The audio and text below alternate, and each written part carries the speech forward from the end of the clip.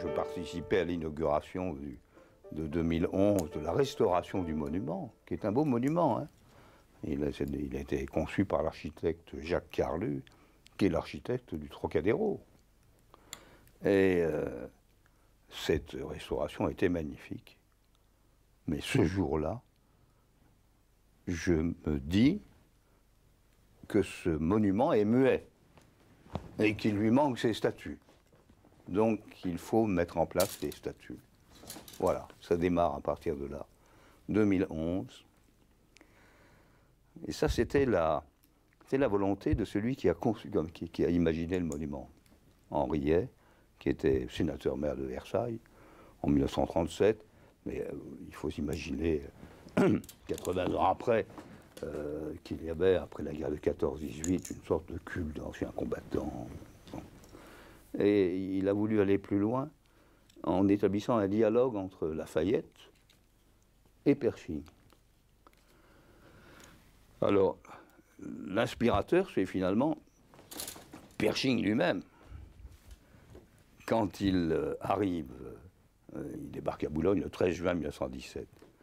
Et pour le D-Day, le 4 juillet 1917, il y a une revue qui est organisée dans la cour des Invalides à Paris, avec un régiment américain. Ils sont arrivés à la fin juin, ils étaient déjà une vingtaine de mille. Et ensuite, ce régiment a traversé Paris, place de la Concorde, rue de Rivoli, jusqu'à la place de la Nation, pour aller se recueillir sur la tombe de Lafayette. Et là... Donc Lafayette était dans le cimetière... Il est enterré dans le cimetière de Picpus. De Picpus. Et là, Stanton, qui était un membre de l'état-major de Pershing, a prononcé en son nom un discours, et il termine par ces mots: Lafayette, here, we are here. Lafayette, we are here. Nous sommes ici, nous sommes là.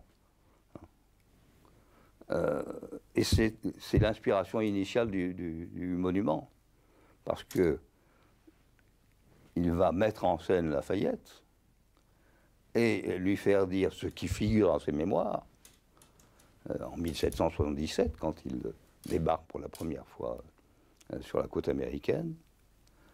Lorsque j'ai appris que les Américains luttaient pour leur indépendance, mon cœur s'est enrôlé.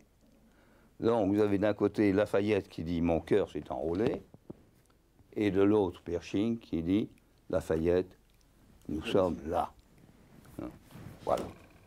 Et ça va être l'inauguration officielle de ces statues, et ça va être aussi le moment où notre association, qui n'a pas fait appel à des fonds publics, sauf une subvention qu'on a obtenue grâce à Madame Marie-Annick Duchesne du ministère des Affaires étrangères, dans le cadre d'un budget spécial à ce ministère consacré à l'amitié entre les peuples. Et pour le reste, c'est de l'argent privé que nous avons récolté, avec l'aide pour donner une garantie financière, en fait, et de sérieux, de la Fondation du patrimoine. Et bien, le 6 octobre, c'est l'inauguration officielle, avec la mairie de Versailles, avec certaines autorités.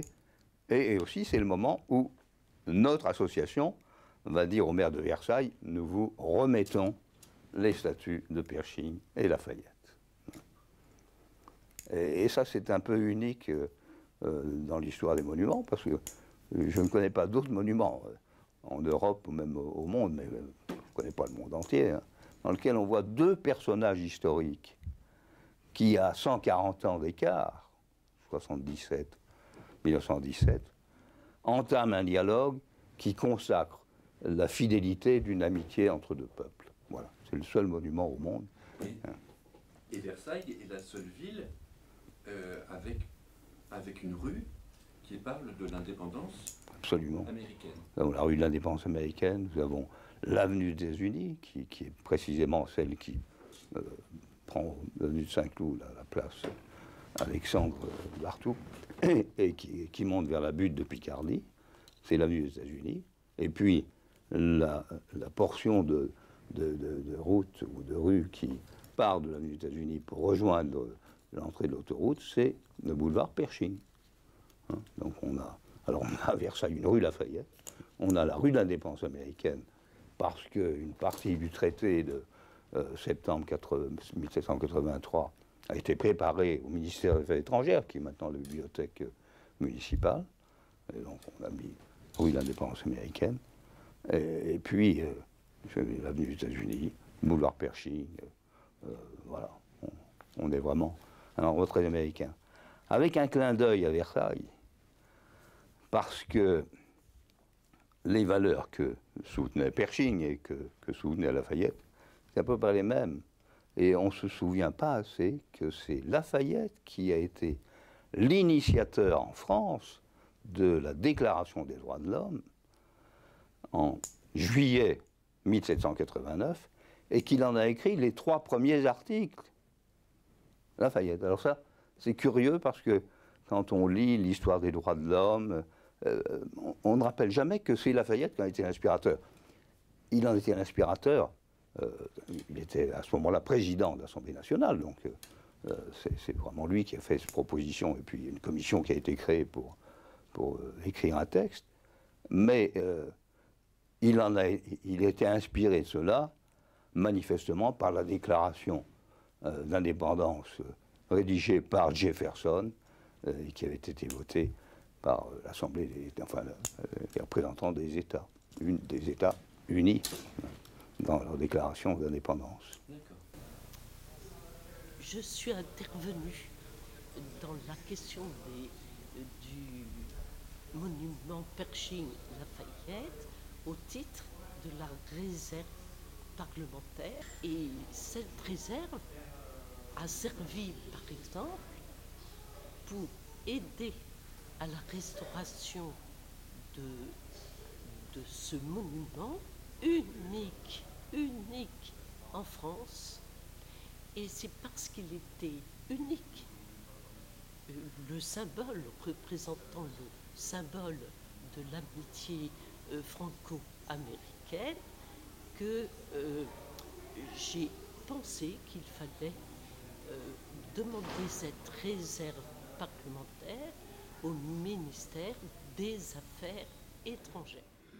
Eh bien, au nom de la ville de Versailles, je voulais dire un très grand merci à l'association qui a permis la réhabilitation de ce monument, qui est un monument emblématique d'une partie de l'histoire de Versailles.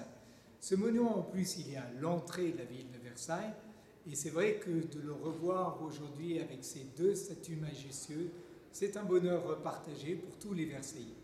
Alors, une nouvelle fois, cette initiative qui a été portée par Jean-Claude Martin et toute une équipe de Versaillais très engagée dans le milieu associatif, eh bien c'est une initiative rare, précieuse, et on peut leur dire un grand bravo et merci.